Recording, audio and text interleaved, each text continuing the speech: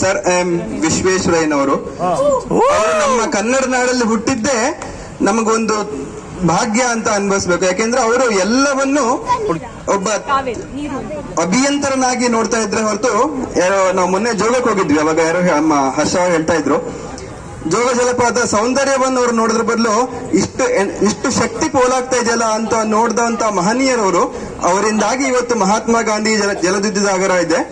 ಹಾಗಾಗಿ ವಿಶ್ವೇಶ್ವರಯ್ಯನವರ ಪಾತ್ರ ಮಾಡಲು ಬರ್ತಾ ಇದ್ದಾರೆ ನಿಭಾ ಕೃಷ್ಣರವರು.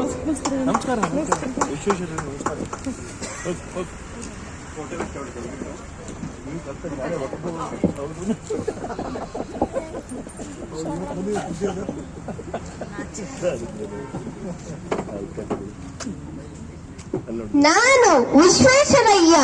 ನೀವೆಲ್ಲರೂ ನೀರು ಕುಡಿತಾ ಇರದ್ದು ನಾನೇ ಕಾರಣ. ನಾನು KRS ಡ್ಯಾಮ್ ಕಟ್ಟಿದ್ದೇನೆ.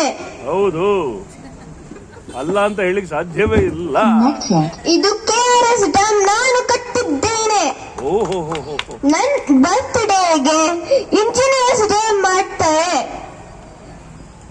ಇನ್ನೊಂದು ರಾಷ್ಟ್ರಪತಿ. ಈ ಪಿಕ್ಚರ್ ಅಲ್ಲಿ ನನಗೆ ಅವಾರ್ಡ್ ಸಿಕ್ಕಿದೆ. ನಾನು ಫ್ಯಾಕ್ಟರೀಸ್ ಎಲ್ಲ ಕಟ್ಟಿದ್ದೇನೆ.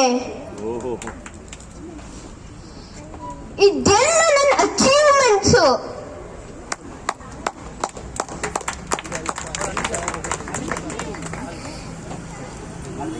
ಜೈ ಕರ್ನಾಟಕ ಮಾತೆ,